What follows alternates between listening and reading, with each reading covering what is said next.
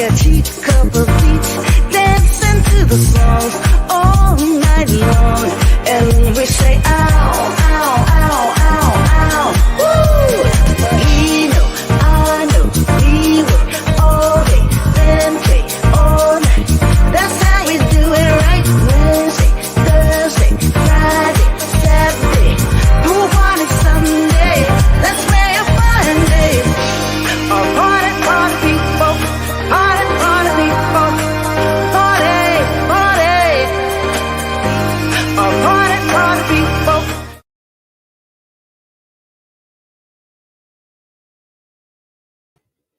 Good evening, everybody. Oh my gosh, it's another episode of Diaz Presents Who Are We? And I know we've been gone for a long time, but tonight, oh my gosh, do we have the party people themselves? You know, those people who put out parties and get everybody dancing on the dance floor.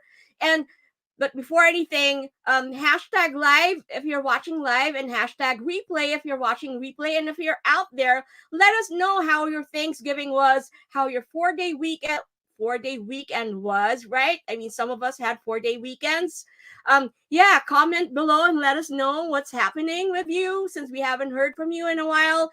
And we're on Facebook, YouTube, Twitch, and Kumu. So thank you to everybody who's on Kumu. We know we have a lot of people watching from Kumu in the Philippines. Thank you so much for always being with us every time we're on. But tonight, oh my gosh, we're gonna have a lot of fun.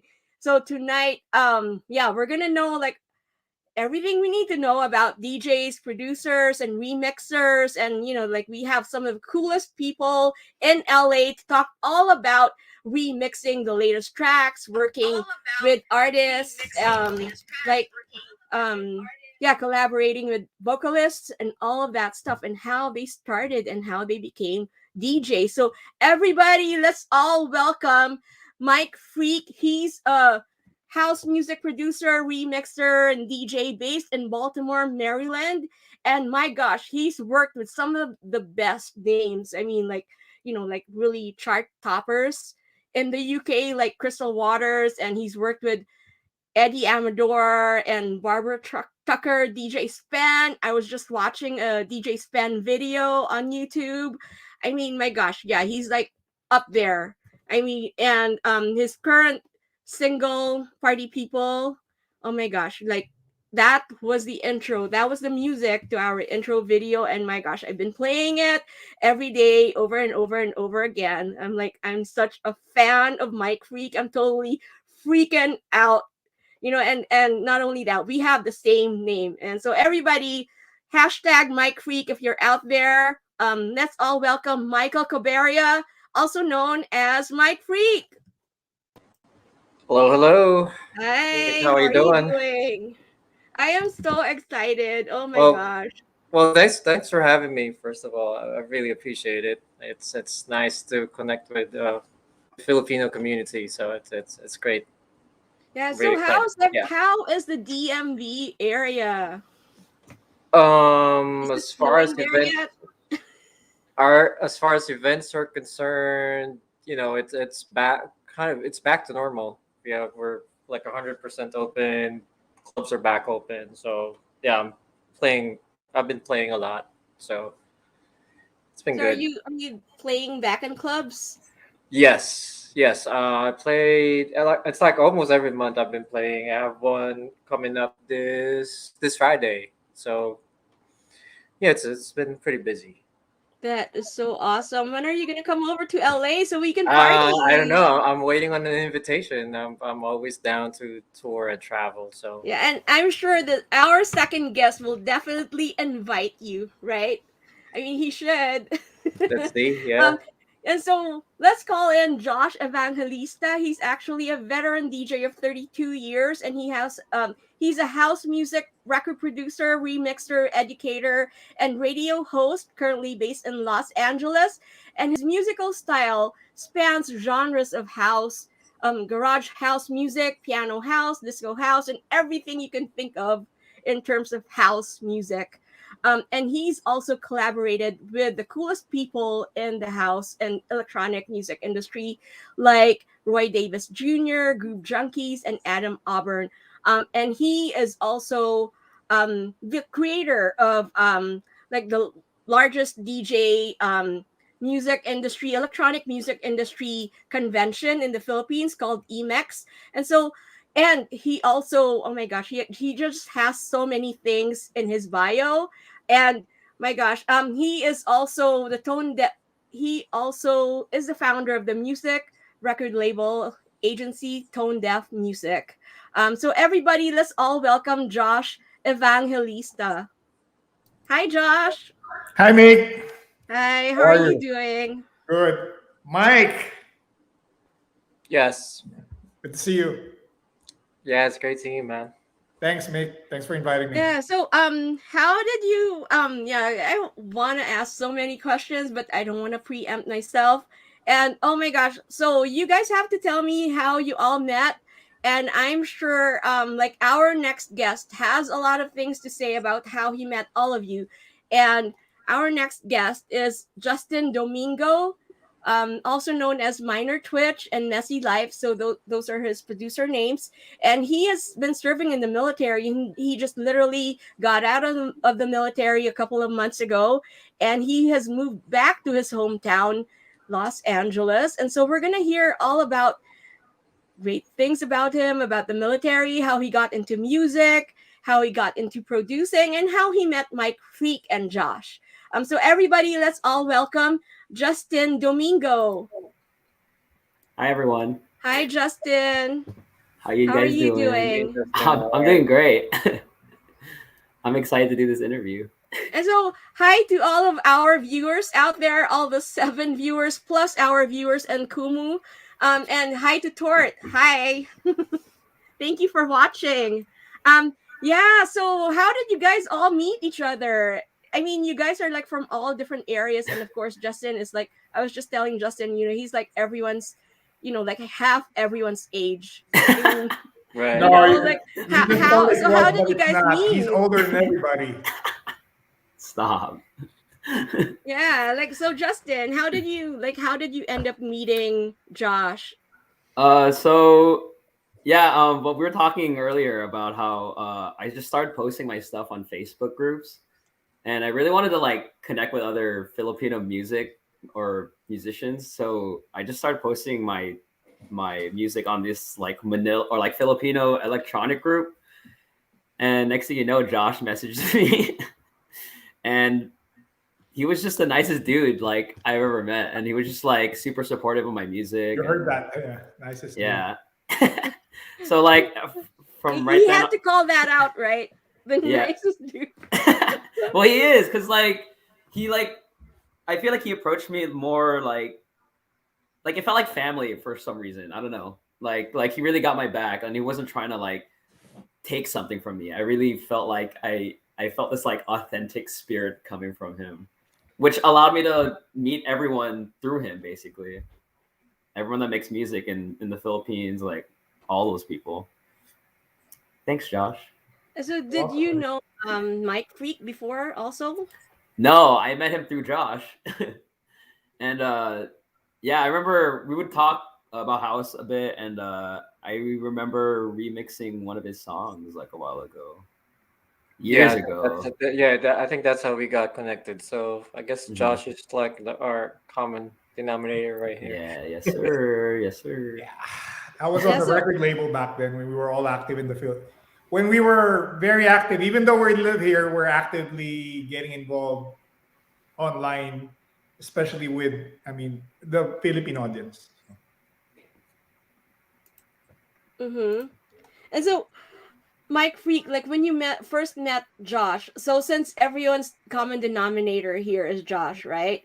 So like what did you think about Josh like when you first met him? Like was there any instant connection, or like what Justin was saying, like there was like this kind of like bond, like what was it like? we bonded quickly because we both like the same type of music. So there's like that. I think that's the common denominator right there. And then you kind of like build off of that relationship because you have the same passion. You have the same passion for the same kind of music. So I guess it's easy to build a relationship with that. Mm-hmm. Kind of like, how other guys, their passion is cars. You find that community, and for us, our common bond is the house music. So that's kind of like, how the relationship started. And then Josh runs a label, and that's kind of how, the relationship got built. And yeah, that's where I met Justin as well, who's a great producer. So yeah. So Mike, did you ever think you were gonna become a DJ? Like, what were you like as a kid? No, Like, I want to no, no. I had no. I didn't want to. I wanted to be an astronaut, but mhm. I don't know what I happened. mean, what age were you? I mean, when you started DJing or producing? I mean, I just started DJing about 7 years ago. So oh really? yeah, I'm kind of like late with DJing, but I've been producing for about 20 years. So my thing was I couldn't play anywhere in the clubs because they wouldn't let me. Because before I was like bringing my instruments to the stage, and people didn't like that, so I had to learn how to DJ. You need to understand that, Nick. Yeah. Yeah, So like people won't let me DJ because I was bringing instruments because I was a musician first, but I just couldn't find gigs and I wanted to play, so I learned how to DJ. So yeah, that's what I'm doing now. that Full is time. so Yeah. awesome. I mean, like, so Justin, did you have like the same experience, or how did you start with being a DJ or a producer? I think it started back in high school. I always been into music, and I used to play like guitar and bass, and I was part of this poetry / hip hop club in high school, and so these kids would bring in like drum machines and like all this software, and I was like, damn, this is cool. Like, I want to learn how to do this, and from there, I just started sampling stuff and making hip hop beats. I was just gonna ask you that. I was gonna ask you about hip hop because like everyone in LA, is into hip hop, right? And so I'm like sure you have like some roots in hip hop. Yeah, yeah, that's where a lot of my start came from, because I don't really like know how to play music formally.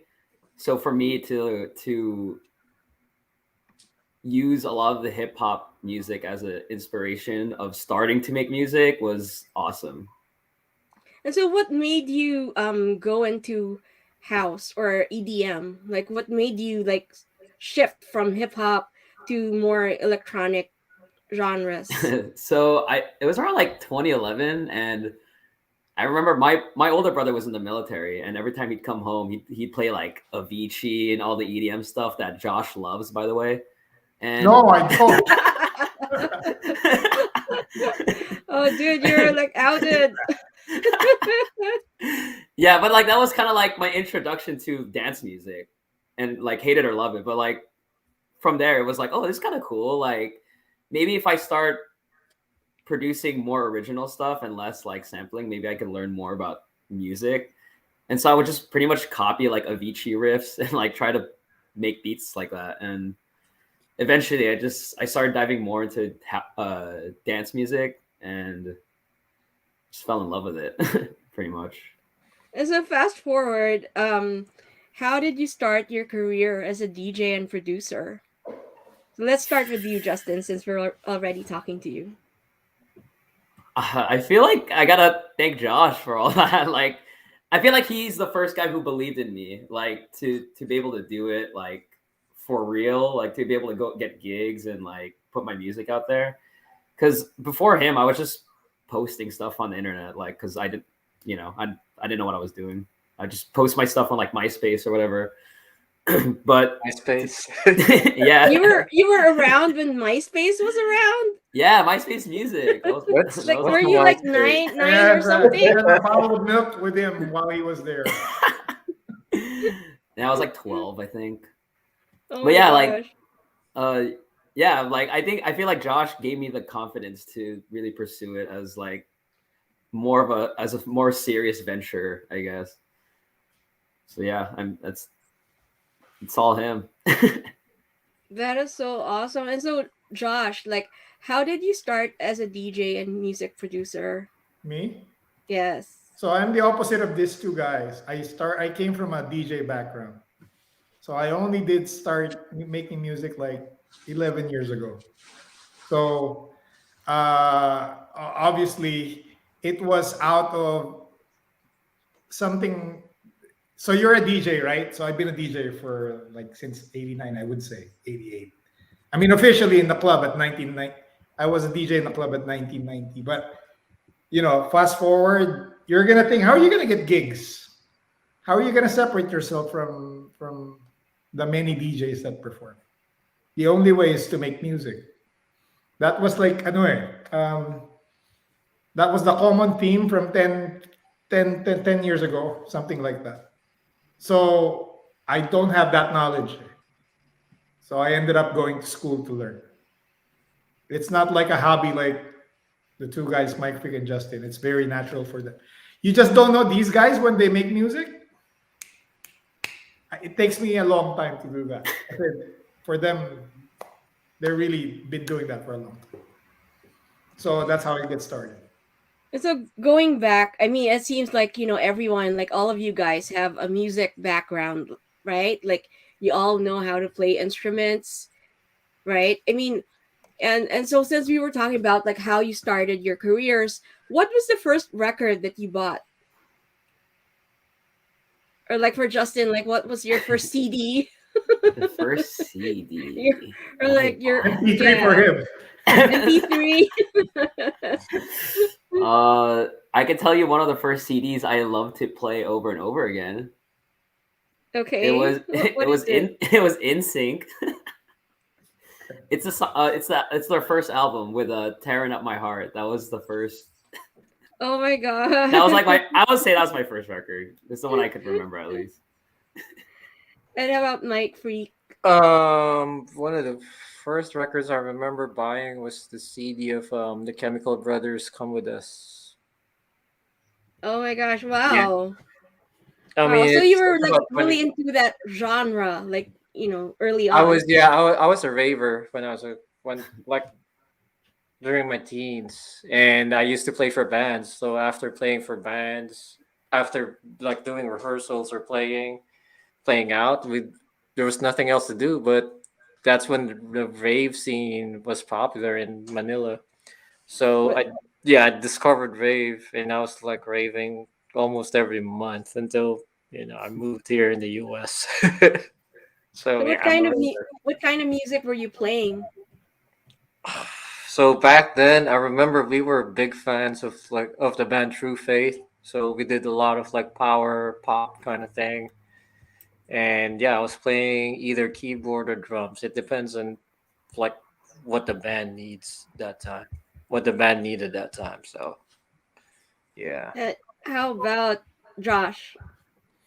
I would say, since I'm a bit older, my first record was. Actually, I'm debating was it Aztec Camera Still on Fire or Minudo? Oh my god. Yeah, either one of those. You explode. It's called Explosion. Just get explosion for you, something like that. Yeah, that's what okay. I have some connection to those two groups. yeah. So I was a member of the Asta Camera fan club. Yeah. But anyway, and so what inspired you to get into the business, and how did you achieve that?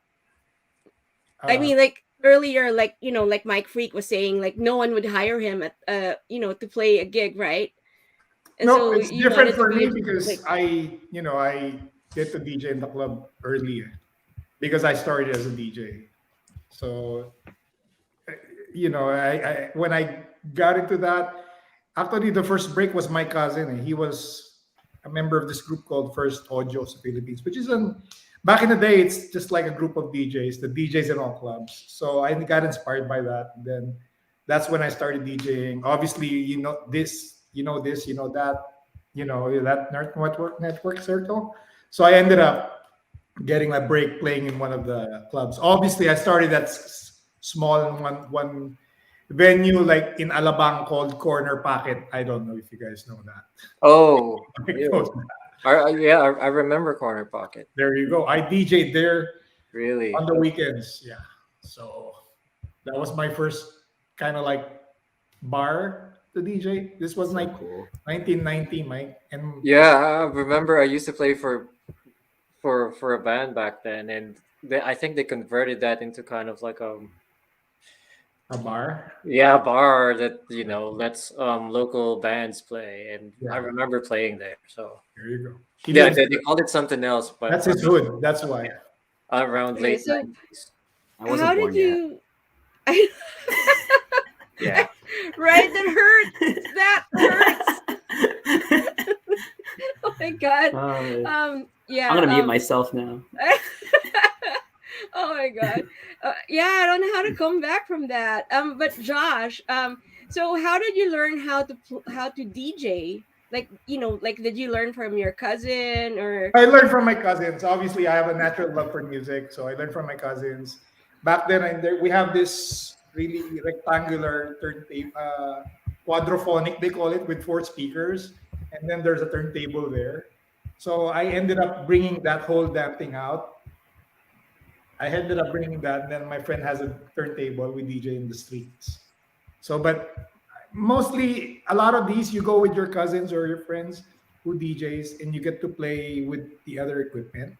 Because back then, there's no DJ controllers, there's no technology or anything. It's just turntables. So when I get a chance to DJ with somebody, I will DJ. So, and then my cousin brings in equipment. So, it's all about borrowing equipment. I mean, obviously, I can't afford the equipment before. So for Justin, how did you learn how to DJ or produce music, for that matter? So I started producing first, and I pretty much I downloaded FL Studio. I still remember pirating FL Studio, and then I would just try to learn the program by copying songs I like. And that's pretty much how I learned. And just like throughout time, I would just get advice from people like Josh and I'm like, hey, you should do it like this, do it like that. And from there, it just kind of evolved naturally. And like Josh taught me a lot how to DJ as well. And I still remember going to his house and he'd be like, why are you using that knob? Don't use that. I'd be like, oh, I didn't know.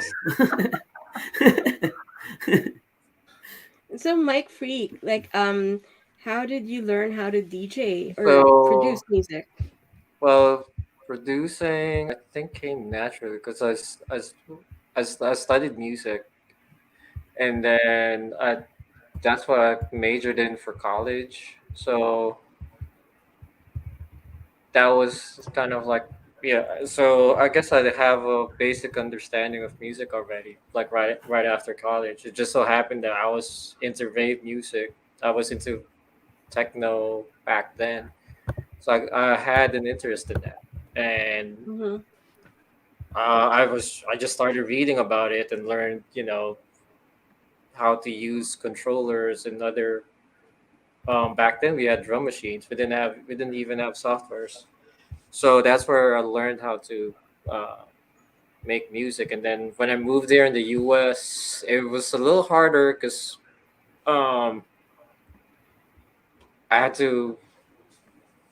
it was harder getting gigs because they weren't accepting of like people bringing instruments and drum machines on the stage. So I had to learn how to DJ, but that opened doors for me. So now I'm like doing that.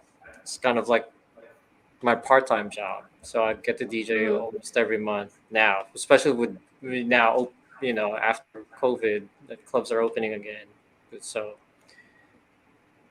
yeah, that's I guess I learned DJing out of necessity because I need to perform, and DJing was like the only one available for me to perform at clubs since I'm making dance music. So yeah.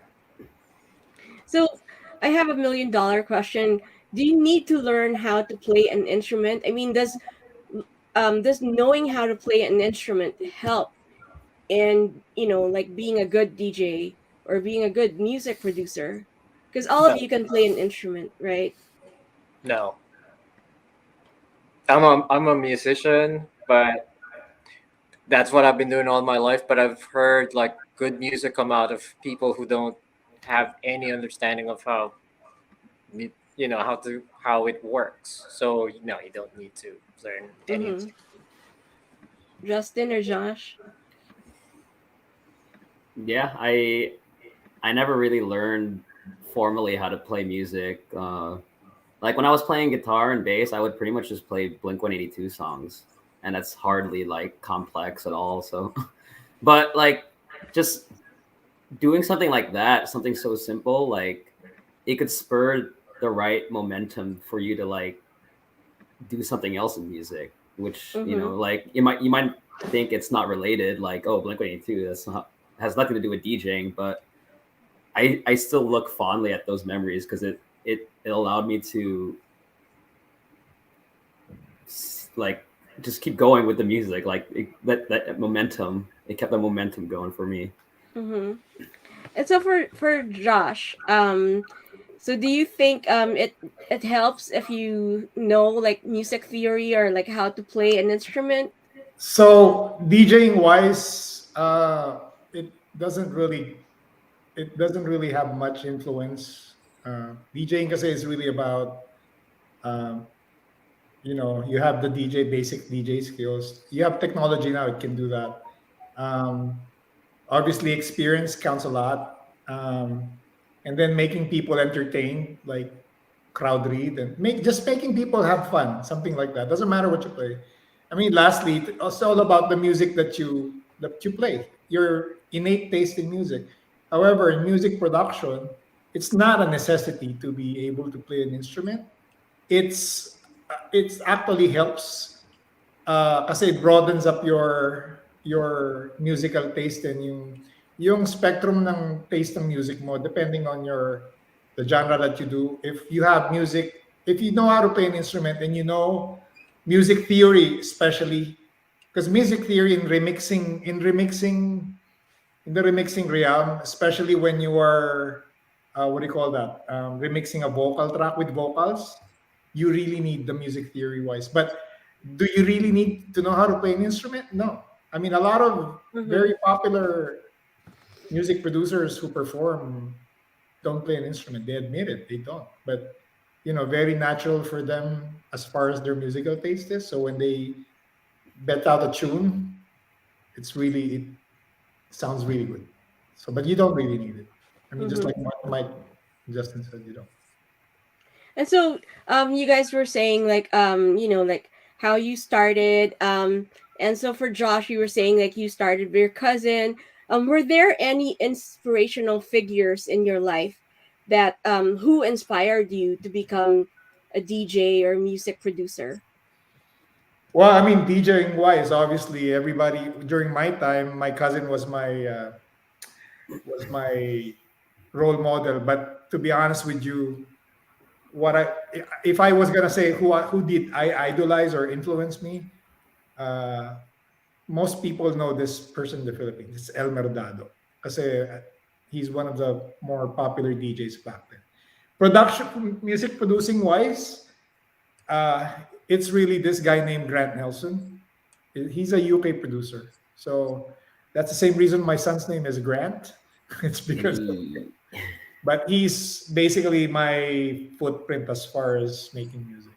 And obviously, like I said, a lot of Filipino producers in the Philippines, like MicFreak, like Justin. I mean, Cyril, who is our common good friend in the Philippines, they make music. So that's really the people that I initially looked at. And Mike, Um, who was your inspirational figure? so when I was starting out, I liked Fatboy Slim. I just got the DVD of his live from Brighton Beach, and like he was DJing in front of several thousands in front of the beach. I thought that was cool. So I kind of like was like maybe I'd like to learn how to do that. So that kind of opened, I guess, it inspired me to be a DJ and a producer as well. So I would say, yeah, Fat Boy Slim. Then when I moved here in Baltimore, like I met a lot of good DJs, and I was also mentored by some of them. So DJ Spen is one, and yeah, and Charisma, who's also here in Baltimore. So those are like the people I've really looked up to when I moved here. That is so awesome. And Justin, who is your inspirational figure? For production, when I first started, I was a big Jay Dilla fan and Nujabes. Yeah. And I I always love the chillness of their sounds, and it's, I guess for me is very healing music, and that's the type of music I always wanted to make. But when it came to DJing, already know Josh. Okay. Thank you. Yeah. Who did you look up as far as outside?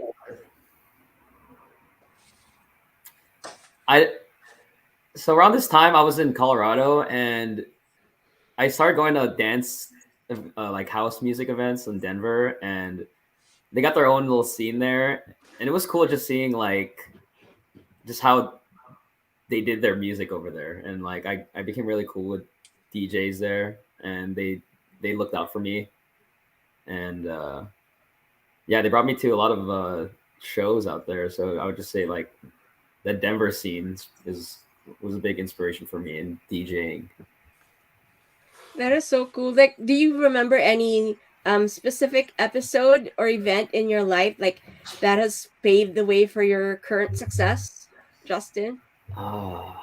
Aside from Josh, of course. I'm about to think of that one. I think you should come back to me. Mike.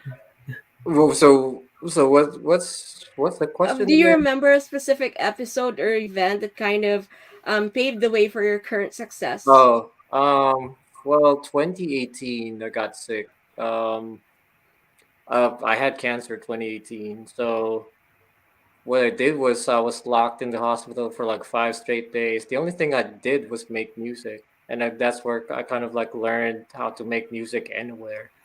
So I was like straight 5 days in the hospital. So what I would do back then was sometimes I'd play a DJ gig. Like right after my DJ gig, I'd drive straight to the hospital to make music and start my chemo sessions for like 5 straight days. So that's where I learned how to just like make music. Like, if I die, I'm going to keep making music. And then eventually that opened doors. I met a whole lot of great people. This one, I was DJing, then I met I networked right there. And then that's when I met DJ Spen, who was like my mentor, and I started sending him a bunch of music, and he was like, "Oh, this is an album worth of music. Let's put this out." Then before you know it, he like threw me in sessions with like these great people like Crystal Waters, Roland Clark, and all these house music legends. So that just opened doors for me. But it was like the darkest time of my life because I was sick. I thought I was gonna die, but hey, I made it. So that is so yeah, awesome. I think that's the win, right? For me to make it out, and Mike deserves it. Yeah. Yes, and you definitely found the silver lining in all of that. And so, Josh, what was the specific episode or event that paved for your success, and when did you realize that you were at the breaking point of success? I wouldn't say I mean, producing wise, I'm not really very successful because I didn't really have a lot of time making music. But I mean, just with, I wouldn't say success, but because like 2012, 13, 14, 15, 16, I have a lot of things in Manila with these guys involved. The mere fact that I could put out a lot of the Filipino producers back then in the Manila scene, mostly online and in the scene there, and then connected. I think that was enough for me to say that I was successful in whatever I was doing, even though I put myself, like I wouldn't say career, but my work behind me, just to get everything out there, like the music conference that I did, which is called EMEX, and the DJ school that I had in the Philippines, which ran for about 3 years, all those things. I think that was good enough for me as far as, I wouldn't say breakout, but really getting into it. And so, so you guys are involved with a lot of electronic music. What artists and music genres were your biggest influences? So let's start with Justin, because earlier you mentioned Blink 182. Were there others? Well, when it comes to dance music, like when we were talking earlier, Avicii was a big part of it. He made, for me at least, he made dance music accessible for me because I didn't know anything about that world before EDM was even a thing. Because I was always just listening to hip hop and hardcore and punk. That was like the three things I listened to. So to hear like Deadmau5 and Avicii, like, and seeing my older brother listen to this music like for the first time, it was just like, okay, this is pretty cool. And ever since that year, it was just like, I'm gonna try making that, and I just took off from there. And MicFreak? As far as, because now it's a different world, it's a different sound that I'm like looking for. So the people I look up to now would be, one is this producer from Canada. His name is Demure, and I just love his sound. It's called the genre is called Jackin House, and it's pretty heavy. It's bass heavy. That's what I'm digging right now. So, and also we did a record together, so that makes it even sweeter. So yeah, we just put it out 2 weeks ago. So yeah, That is so awesome. Where can we find that? It's now out on Traxsource, Beatport, and Spotify, I think. Yeah. That is so cool. Yeah, so that's something that we should look out for. And so Josh, what artists or musical genres were your biggest influences? I mean, I mentioned earlier, it's really Grant Nelson. I mean, from back in the day, but obviously back in earlier, the scene is different. 1990s. Mostly it's Grant that really influenced my sound and all that. So, you have the usual thing, like, for example, Daft Punk, like what Mike said, Fatboy Slim, those things. I mean, they were there, but it's mainly Grant who I really looked up to. I love Grant. Yeah. And so what are your top 5 DJ producers that you listen to most currently? Right now? Yeah. Obviously my friend Shane D.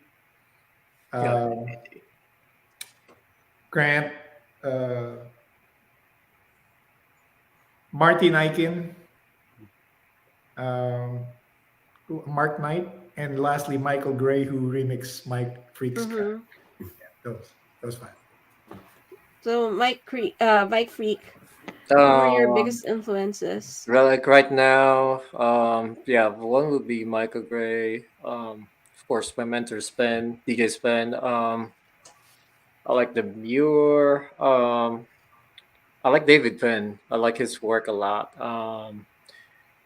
DJ Maymay, I think a lot of Filipinos like him for some reason. We've spoken quite a few, and I think we're gonna do a record together. So I'm pretty excited about that. And congrats. Yeah, awesome. Thank you. Congrats, bro. Yeah. And Moose T. I love Moose T. Oh yeah. Yeah, I love, even his productions still stand out. But Mike, didn't you know that DJ Meme was popular because of his this early 2000 song, right? What song was it? Chanson du, I don't know how to pronounce it in French. Chanson du Soleil.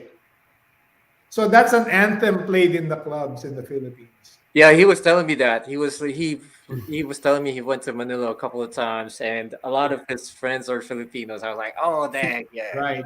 That was a breakout song by him in the Philippines. Kind of like Bonnie Bailey's, that's his breakout in the Philippines. It's played in the club. In fact, a lot of the Filipino DJs right now play it, especially the Shandy version. I mean, okay. Yeah, it's something that a lot of us who are listening out there should check out. And so all of those names that these three guys mentioned, let's all check them out. And so who would you like to play back to back with? Let's start with Justin. I mean, if you were playing out there, if you had the chance to play back to back with a DJ, who would you play with? It would have to be Disclosure. oh, yeah. I love Disclosure. Yeah. I love Disclosure because I feel like they have kind of that old UK garage sound that like Josh likes, but they bring it to like people my age, and so like I think that combo would be awesome. Mm-hmm. That is so cool, MicFreak. That's a tough question. I don't know. I'd be scared. I don't think I'm worthy of like doing a back to back. But you're there. You're awesome, bro. I did. I've done the back to back with DJ Spen a lot of times already. So I've been blessed to be able to do that. But still, I get nervous when I see him like standing behind me watching what I'm doing. But I don't know. I can't think of any right now. What was the last DJ I saw? Oh, Robert Hood and Floor Plan. They're pretty good. They're the Detroit DJs, and it's crazy. It's like it's pretty heavy, and I would like to do a back to back with Demure because I don't know. I'm a big fan of his work right now. So yeah. Mm-hmm. So I'm a new DJ Spen fan. So DJ Spen, if you're out there, I'm a new fan. And Nick, I've been watching his videos on YouTube the whole day. Oh yeah, yeah, it's so awesome. So who would you play back to back with, Josh? Like I said, I don't know. It's there's really a lot of great DJs to play with. So. Avicii? No, I'm just kidding. I'd see that. I'd pay for that. So, what I'm saying is, it really wouldn't matter to me who I play with, but I mean the likes of Grant, the likes of the UK DJs, which I really look up to. Those are the ones that I would probably play with. Okay, so what's your favorite song of all time? Just name one. Let's Mike Freaks. You look like I don't have a favorite. You're song. ready to answer. I don't have a favorite song. I don't. I can't think of any. Like that's tough. There's too many. Go ask them first. I'll probably. Justin. Oh, favorite song? Yeah. It's hard. It's a hard question. I mean, I mentioned NSYNC. I mentioned Avicii. Some emo from Blink 182. Ooh. Party like People. I Miss You by Blink 182. How about Josh? It's hard. Being a DJ, there's really a lot of great songs. It's just hard. I mean, you can have one standout that you can play. For example, if you're going to play your DJing and then you want to play something, probably Groove Jet, Spiller. That one. Yeah. So, what are your favorites? Like, of those that you produced, like, what's your favorite work? So I don't have a lot of body of work compared to these two guys, but obviously the last tune that I made with the Itchy Worms and the company, the Ibugi Mo Ako, I mean, I enjoyed that track. So it's a Tagalog track, but I used a lot of instrumentation there, and I enjoyed it.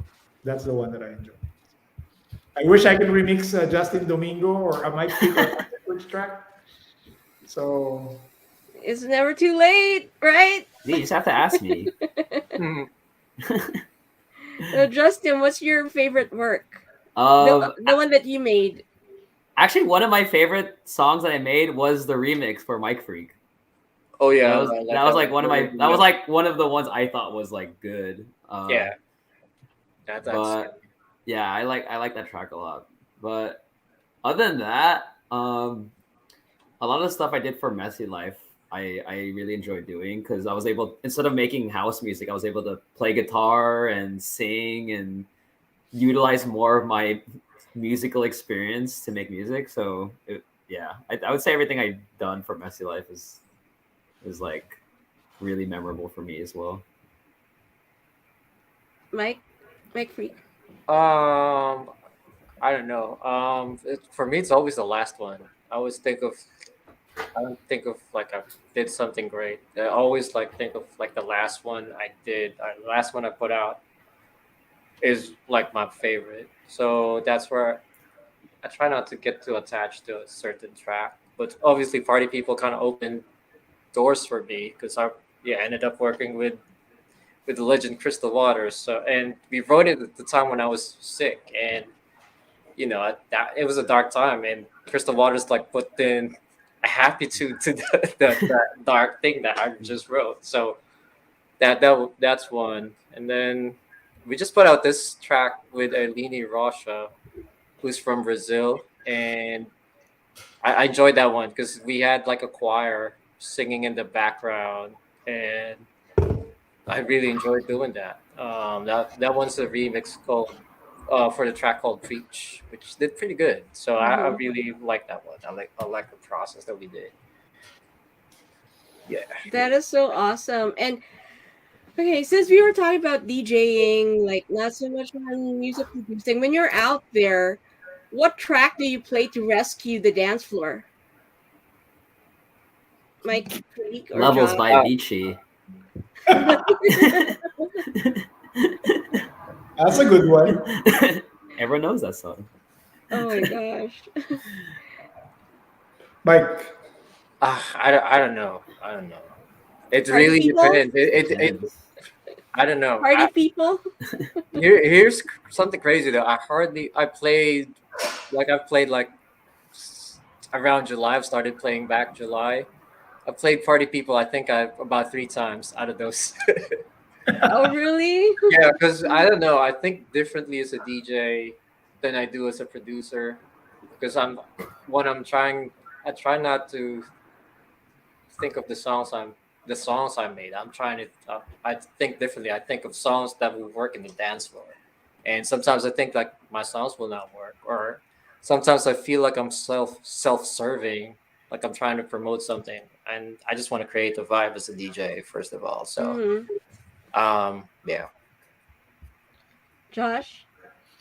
Well, with the cheesy Makati nights, the only thing that can make people dance is September. Let's see. It's a great song. Great song. It It's is. a great song. Yes. If you get a blank dance floor, you just play that song, everybody's gonna dance. I'm not gonna say the other one because you know how cheesy that song is. But I will Dancing survive. Queen? no. Buttercup. Does Justin even know what Buttercup is? By I don't know. He Temptation? wasn't What part is that? Oh, my But he God. hears it because his parents danced to it. Oh yeah, Yeah, that's probably my right, parents that's would know right, it. That's right. I have to And ask then- them. And so if you could share a DJ booth or spitting records with anyone past or present, who would it be and why? Probably Josh, because I haven't done a B2B with him. Let's schedule one. Yeah, let's schedule Yeah, one. okay, It's gonna let's happen do- soon. Yeah, bring Yeah, we get MicFreak over here. Yeah. You want to come on New Year's Eve? I already have a booking for New Year's Eve. Damn, he's too popular. You want to have a rooftop? Well, I'm playing in Bermuda again. I got invited Oh, to play back wow. in Bermuda. Good for you. Nice. Oh wow. Just don't get lost, okay? Yeah, dude. I'm just Hope you come kidding. back. I know. The Bermuda Triangle. Oh yeah. Yeah, That's right. I was just there this weekend, And yeah, I've played like a private event. They flew me over. Then now they're doing another one. So they're like, yeah, it's been awesome meeting people. So I'll be doing a lot of traveling, I guess, for Since 2022. since you guys have done so much, what's the proudest moment in your career so far? MicFreak? I don't know. I don't know. It's been All proud the of people. I'm one. just Here's the thing. I'm trying to get away from that. I mean, people still like it. Like whenever I play on Twitch, people still expect me to play that, and I don't. I try not to play it as often. like you don't want to be stuck with one song or known No, for like that no. just 'Cause, one yeah, song. that's been my mentality. Like you move on, you Mhm. make the next record, and you can't get too stuck with it because that's the past. I always don't. Yeah, I don't yeah. think of like, hey, I made a great record. You always think of like, what's the next great record? I need to make another great record to replace this one because I feel can't. that. I feel Yeah, that. I can't worry too much about Mhm. I it like how doesn't- you said. Yeah, sorry. I like how you said that the last track you made was your favorite one. That kind of hit me. Yeah, that's just my thing. I try not to It's delve all too much into the past. it's kind of like saying, like you remix or you produce like it's your last one, right? It's sort of, it's sort of like that, right? Mhm. And that becomes your favorite. But going back to my question, like what's the proudest moment you've had so far in your career? So let's Justin. Proudest moment. I didn't really have a big music career just because I was in the military, but I'm just proud of like every time I DJ'd, really, like anytime I got a gig, I was like happy that I was able to get that gig because I was, for example, I was in England back in 2016, 2018, and I don't know anyone there, but just by talking to people and like just meeting people through music, like it's crazy how far you can go, like, and who's willing to offer you like a gig even though they Mhm. might not know you and you might be new to the country. It's awesome. It's a great feeling. That is so awesome. And so Josh, what was your proudest moment so far? Well, I mean, obviously, getting to meet a lot of Filipino producers that inspired me to make music. Obviously, these guys, I'm happy for them right now where they are too. Not that I at some point we were working together before, like many years ago. Obviously, it's that EMEX event that I did in the Philippines, which is the music conference for all the DJs and music producers and electronic music producers for there. That was a big event because there were like, it's a trade show and a music conference at the same time. So you're talking like 3,000 people attend that show. And you're talking, if you saw the link that I sent you, like you have like 25 sessions in a day. And Mhm. I was planning that from here. That was a feat that I have, probably I'm very proud of. Obviously, the school in the Philippines and the record labels where a lot of them released their track. In fact, Justin, you had how many releases there? Like 3 or 4 or 5, I think. 3? Yeah, probably 3. 3. And Yeah, then that sounds about right. 3 or Mike? 4. 4? Yeah. And then a bunch of remixes, right? Yeah, the remixes. Then Mike released a single with Kim Trinidad. This was like 2013, 14.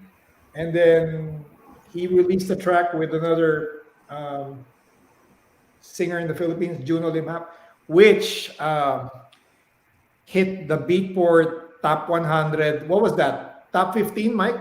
I When you hit the chart? cannot remember. I think it was like 15, 14 in Beatport. Beatport is the digital dance Mhm. music website where people buy music, mostly for Mhm. DJs.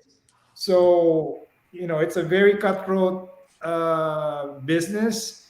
You're talking like when Mike's single went there on top number 14, he's above. I mean, if you look at this, if you look at the charts back then, I think he was really neck and neck with this very popular music producers in that, at the time that they released it. And I know Mike, every time he puts out a track, even with his own label before, it's always on the charts. So, you know, That is so yeah. cool. And so I just have like I'm really curious, like how do you guys organize your music when you DJ? Someone does it for me. No, I'm just Oh kidding. really? I don't know. I mean, is it like alphabetical or by No. type of music or like that's beats pretty per complicated. minute? Like how do you do it? Like I think each one has their own way of doing it. Like for myself, I organize it by month, by genre, and vibe. So yeah, so because I've done like different types of gigs where I opened for people. I've done gigs where I'm like the main DJ. I've done gigs where I need to close the room. So I'm pretty anal about how I organize my music. So I have like an opening set folder. I have like a main set, which is like the peak hour. Then I have a closing set. So that's how I kind of organize mine. And I organize it by month because sometimes it's just easier to do it. For me, I do it that way. But everyone, I think, has a different way of doing their thing. So, Anyone else wants to add to that? Josh? You look like you're ready to answer. No, I mean, I was just reading something. The same thing like Mike. For me, when I arrange my crates, I usually do by genres, and then depends. So if there's a private party, I organize it by eras. Like, what's the hits right now? What's the non-hits? What's the retros? What's the event? Normally, all of us when we DJ, we prepare our crates. We prepare music for the night. But obviously, once you get there, you sometimes don't get to play all those things because it depends. You have to entertain the crowd. all right. Yeah. And Justin? Yeah, I organize mine the same way by genre, but of course, at the end of the day, it's really just the vibe of the environment we're in that moment. Yeah. And so what do you think about the local dance music scene? Is there such thing as a Philam dance music scene? Interesting question. I don't know. Because I have right no now, idea. I can think of these guys. Someone else came up with the questions. Yeah, like right now, no, that's actually interesting because right now it feels like the only people I know, the only Filipinos I know that produce music are these guys, Justin and Josh, and a few other people here that I know of, and I don't know anyone else. Mm-hmm. Yeah, so I don't know if there's a scene per se. I think that's a question for Josh to answer. So there's really not a Filipino dance music scene from what I mean, because dance music is a very broad term, right? I mean, you can have the hip hop scene, that's music. In terms of like, for example, electronic house music, I don't think there is. I mean, it would be great to have one, like a Philam scene, but you have this melting pot, everything, they have their own things. So I don't know if there ever gonna be one. That would be great if they have one. I make my own scene. It's really not a scene. It's just an event that I produce. So, but that would be interesting to see if there is a scene. So are there other DJs or music producers like you guys? Especially like you guys are into, the electronic music dance scene, like you focus on house and progressive house. Are there other DJs like you guys out there who produce music as well? In the States, Yeah. I mean, there's a few that I know. Mark Redito. Yeah, I like Mark. I like Mark Mark. Redito. The bigger names like Manila Kila, like I told you, and Sweater Beats, they're Filipino. I don't know if they were born here, they grew up here, or they grew up in the Philippines. I don't know. Yeah, those are the mostly ones that I know. I know DJ Riddlers who makes EDM stuff, who's from Texas, I think. But other than that, there's a few who live here, but below the radar. They don't really go out and perform. Like We John should get Lorenzo out in of. San Francisco. There's one here in LA, Anthony. I forgot his last name. And then there's this other guy in San Francisco, Northern California. He makes emo like Justin. Like lo-fi emo. Yeah, and then there's this guy in San Francisco. His name is Kabuizi, I think, or Roman Flugel. He makes dubstep. So he's a big name here in that scene too. But other than that, I don't know anybody else. That's a lot of I people. I have a few more questions before we wrap up. So, in terms of like the electronic music spectrum, what's your favorite genre or subgenre? MicFreak? House, soulful house. I've gotten it. I was introduced to that over here when I moved to Baltimore. So that's kind of how I discovered I understood how house music is through that. So soulful house, I would say. Now it's jacking in tech house, like not the tech house, the bro tech house. I would say that, but it's kind of rude. But yeah, I like I like the jacking sound. So Justin? Yeah, I fell in love with Garage House. I've always liked how it was very upbeat and high BPM, but it still retained very chill melodies. And then on top of that, you put like some soulful vocals on top of that, and like for me, it just hits like right in the heart every time I hear that. And if I was ever in any club and they would play that, like I would be up all up in that. And Josh? Right now, it's initially I love garage house or garage. Garage. Garage house. But I'm torn between that now and disco, like the modern disco, like Michael Gray disco, like Glitterbox disco. Glitterbox is an offshoot label of Defected Records, so it's very popular now. I mean, in the disco, there's a disco scene, Glitterbox. All the people who make modern disco release music. They're kind of like, if you get your name out there, it's really gonna be, good to have your name out there. So like back in the 90s, right? There's so many different kinds of electronic music, and house has definitely changed over the years. So is there anything that you miss about that time, or is there anything that are there any of your favorites like from that time? What was it that you appreciated from that era, and was there anything that you're missing? Like for you? No, actually, that was the foundation right there. So what's going on right now is just you just have modern tools now. You have new softwares that you use, but back then, I've heard a lot of stories from these guys. They produced it with minimal equipment, with not a whole lot of tools to work with.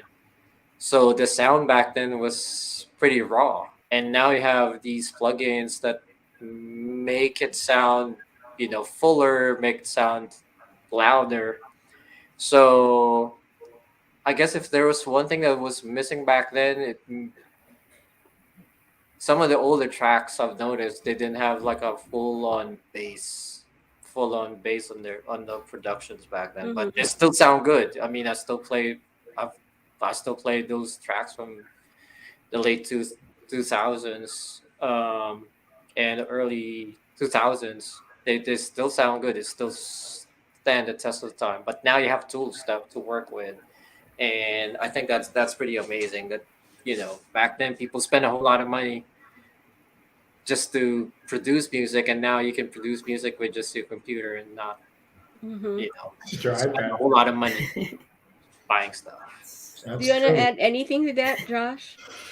I mean, Mike is right. I mean, I'm a late bloomer to the producing side. You have many tools now compared to before. Like you have tools to make you chord progressions. You have tools to make you melodies. You have tools to um, wha- uh, like pick a beat or a kick drum Mhm. or a snare or a hi-hat, everything. I mean, if you're making music, you're in the best time to make music because you have all these tools in your arsenal that you can use to make it easy. It's just a matter of having the right time and then finding your own sound, all that. So from the back in the day, that no, we don't have those. Like especially me earlier in DJing, if I probably had that, I mean, if I probably had that economically, financially wise, I can afford. That would be easy. But now, easy for everybody to make music. Mm-hmm. So can you tell us what you're currently working on, and really quickly, what are your plans for the future? What can we look forward to? So one by one, let's start with Josh.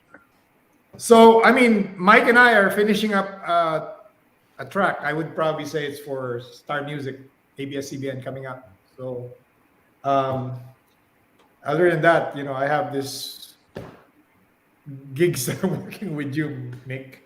I really wanted to get into the music producing side. I just don't know where to go right now. So, we'll see about that. But I have a lot of projects gigging in some clubs. That's why, like I said, if this guy's you're DJing New Year's Eve, right?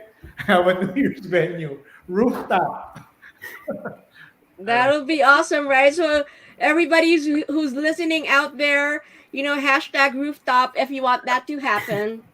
We'll see. So, but, And yeah. Justin, So I created a new stage name. It's Jato, Oh my and man, why you gotta be judging me like that? No, I'm kidding. No, so like, so pretty much since I came back home, I've been trying to figure out what I want to do with my life and my music, and so I made this new project so I could work with people who live in the neighborhood and just kind of do what I was doing when I first started making music, and it's just to collab and make fun tracks. And it's just because like I feel like I pressured myself so much to make it like in music as opposed to just having fun with it. So I just been trying to get back to my roots in music production and just work with people who want to make music. Mike. So let me ask you, Oh. what's Jato? What are you gonna do with that? Just release stuff, just personal stuff, Garage house? just anything, just mostly hip hop. Oh, okay. Yeah, Nice. I released an EP by the way. Jeez. There With you go. people from my neighborhood. Well, send us some Yeah. links. I will. He sent me So, two. He sent me two MicFreak. tracks that I listened. One of them I would love to release. So Oh wow. we'll see.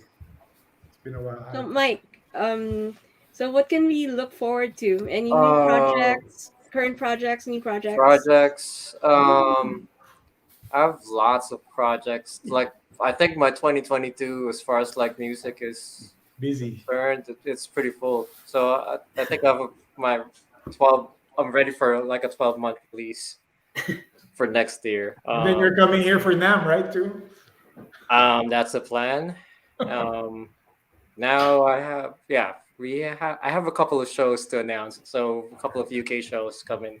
So I'm so happy for you, Mike. thank you. And then follow up for Party People is done. A track with this. I don't know if there's this spoken word artist named Mr. V. You probably know him, Josh. Yeah, of course. Victor yeah, Font. we have Victor Font. We have a track. It's done. I'm just waiting for the release date. But I've been big on Twitch, so I'm always on Twitch. I've been busy with that, so I've been DJing on Twitch. If I'm not, then I'm DJing in real life. So yeah, that's it. So we'll see how that one goes. Then When's that meme track gonna come out? I think Meme is going to be involved in the new Crystal Waters track. I don't know yet. Nothing's final, but he volunteered. Hopefully, we don't have to pay him that much. So what kind of software do you use for making music? What's your favorite plugin? Oh, plugin. Geek stuff. I have a ghost producer. Now can't do that. That's your Do favorite that for me. plugin, right? Your ghost producer. Yeah, that's that. If I was gonna start a production plugin, that's what I'm gonna call it. The ghost. So That would be yeah, awesome. I think it's gonna look like a ghost, then ghost producer So something. Josh, what's your favorite plugin? I mean, I'm a plugin guy. I'm a geek guy. I like really not much right now. I mean, I have a lot of tools that a lot of from the UAD. This is geek stuff for everyone who's watching. The UAD stuff is really good when you're making music. So plus I discovered Sound Toys, which I'm using right now. So those ones, geek stuff. Justin? I use FL Studio, aka Fruity Loops, and my favorite plugin is it called Silent? Oh, Silence. Yeah. That's my favorite like synth. Yeah, that one has all the sounds that I need usually. Oh, so I have another $1 million question. Do you like your music streamed or downloaded or both? Downloaded. Justin or Josh? Yeah, download's cool because it's like, oh wow, you took the time to like put it on your computer physically. There's really no money in streaming for someone like me who kind of like relies on. I have part of my income comes from the music I make. I don't get a whole lot because for every stream you get on Spotify, you get like 0.0014. So you kind of need like 100 plays to get 1 cent. So just think of the economics of that. So there's really no value. So one of the things I've like learned now is like to put value in your work, value in your time. So streaming, having a music streamed on like Spotify and other platforms, it's good, but it doesn't add any value to what I do, I think. The last question. What advice would you give up and coming DJ producers? Josh? I mean, if you're a DJ, I think you need to get into the music production business just because it can separate you from, it can elevate your work. If you haven't DJed, obviously get out and DJ, try to connect and network with people to get you gigs. Getting you gig is good because you get to connect with other people. You can perform, people will hear you more. So, and here's one thing that I look back that I guess I never practiced it. If you're a nice person, no matter how crappy your music is, how bad of a DJ you are, it always makes a difference. Being polite, being courteous, being, like I said, I didn't practice that much, but if you approach it that way, you're gonna be successful. MicFreak or Justin, you want to add to that?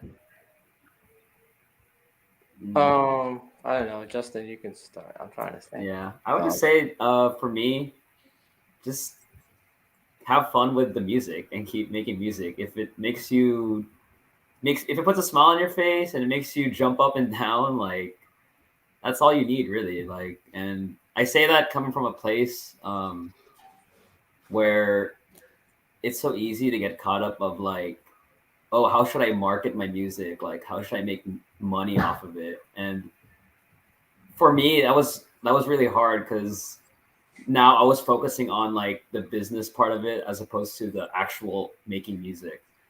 So my only advice is just, hey, have fun with it. Keep making music. Like, if you're meant to be, like, if your music's meant to be out there, like, it will happen somehow. Like, people will notice and people will seek you. They will contact you if your music's good. So just keep having fun with it. That's a good advice, MicFreak. Add to that. There's a lot of avenues right now to promote and share your music. One is right now I'm big on Twitch. I think Twitch is like a new way of entertainment. I think Josh has kind of like seen the light. I don't know. It is. It has opened doors for me. That's where I met a whole lot of promoters, connected with a lot of people. I think that's like great if you're a DJ. Because one, it's kind of hard to find gigs right now, even with clubs open. There's a lot of competition, so I think Twitch kind of like gives you a little bit of an edge because you're just not reaching. You're just not working on your local scene. You're working on like an international scale. So I think Twitch is important. Putting value in people, like caring about everyone, not just like think of numbers. I think that's important. And hard work, I think, because this is kind of like, this is how I live my life. Like I wake up, make music, then before I go to bed, like right now it's 12. As soon as we hang up, I have like a couple of things I need to finish. So I'm kind of like a maniac about working. So yeah, I think that's important. You know, finding that value in your work and putting a lot of effort in it. It's more important than talent because I think talent is kind of overrated. Hard work is valuable. Yes, and so we all have seen the hard work that you've done, you know, through the music that you have produced. We can all, you know, find them on Spotify, on Traxsource and Beatport, and YouTube. I mean, yeah. So thank you so much to all of you guys, Justin, Josh, and MicFreak. Thank you so much for being on our show, Diaz Presents.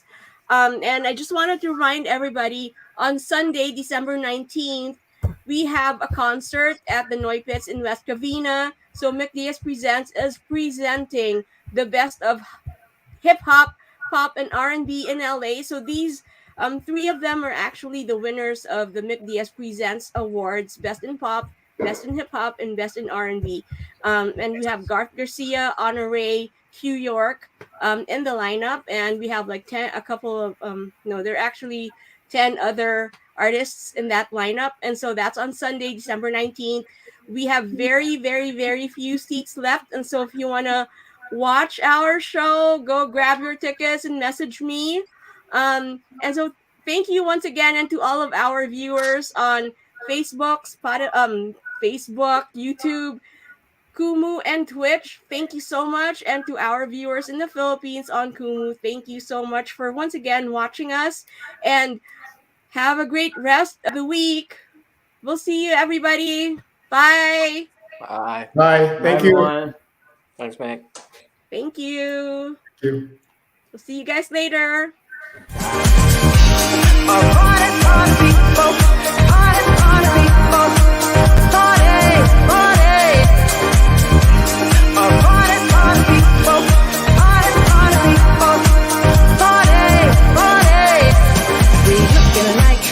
Run the streets, dancing through the sheets like a cheap couple seats, dancing to the songs all night long, and we say